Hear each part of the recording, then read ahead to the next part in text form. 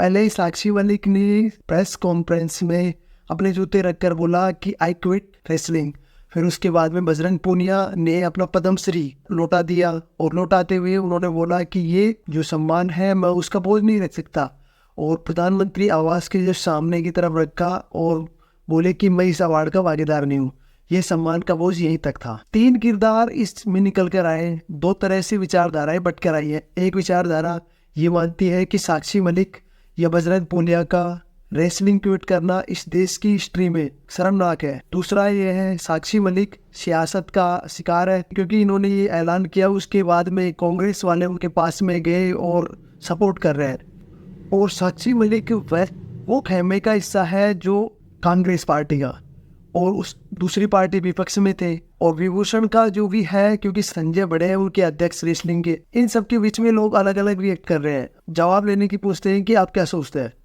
संजय सिंह नए अध्यक्ष बने हैं रेसलिंग के, विभूषण शरण सिंह के बहुत करीबी है और उनको अध्यक्ष बनाया गया है। मतलब कि वो बोल रहे थे कि वो राजनीतिक का मोहरा बन चुकी थी साक्षी मलिक, क्योंकि अगर वो राजनीतिक नहीं करती है, अगर रेसलिंग करना चाहती है तो वापस आ सकती है, उनका वेलकम है। और अब साक्षी मलिक बोल रही है कि न्याय की उम्मीद खत्म हो चुकी है, न्याय वही देगा जो जिनके ऊपर आरोप लगे हैं और वही देगा। मतलब ये थोड़ा कुछ अलग लग रहा है, साक्षी मलिक बोल रही है। और फिर उन्होंने जूते रखे, प्रेस कॉन्फ्रेंस बुलाई, बोला कि आई क्विट रेसलिंग, और बोला कि अब नहीं होगा। बजरंग पूनिया और साक्षी मलिक प्रेस कॉन्फ्रेंस बुलाई गई थी और साक्षी मलिक ने भावुक होकर कुश्ती त्यागने का ऐलान किया था।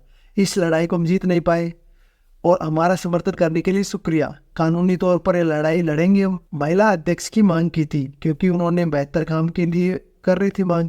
बट ये चीज़ भी तो नहीं होता ना, खिलाड़ियों की पसंद का ही आदमी हो अध्यक्ष, कोई भी हो सकता है भाई।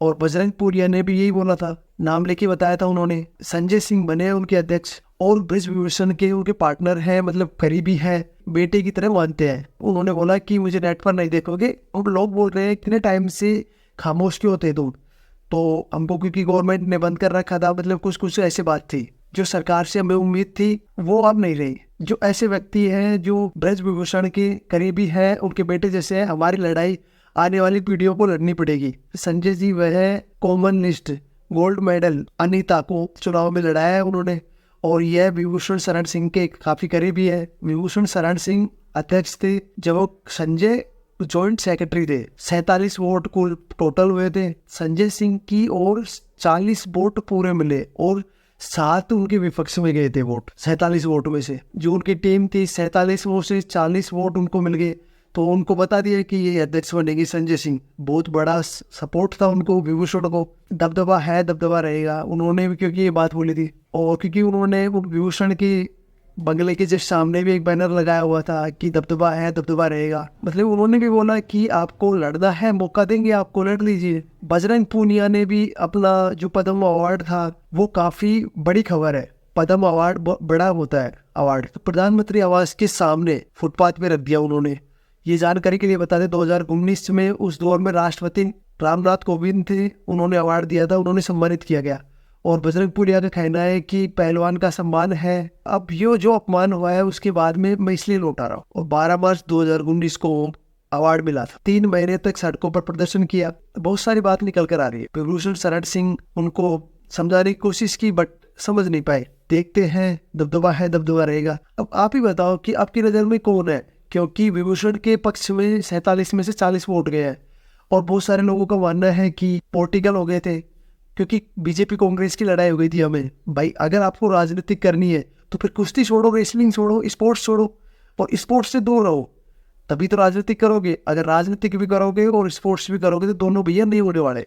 और यही चीज़ है, साक्षी मलिक के साथ भी यही हुआ है और बजरंग पूनिया के भी। क्योंकि अगर आप किसी पार्टी से जुड़ते हो, अगर किसी से कॉन्टेक्ट करते हो, तो पार्टी के साथ रहिए ना, फिर आप उनके साथ मत रहिए। और अगर स्पोर्ट्स में भी राजनीतिक करने लगोगे तो ये वही गलत है। बाकी आप कुछ समझदार हैं, क्योंकि ये गलत है या सही है बाकी आप खुद जानते हो।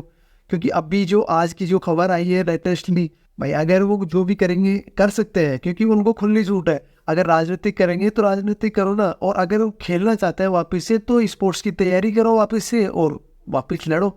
जैसे पिछले साल किया था, उसे नेक्स्ट ईयर किया था, वैसे वैसे कर सकते हो। उनको चांसेस है अभी भी। बाकी आपकी क्या राय है?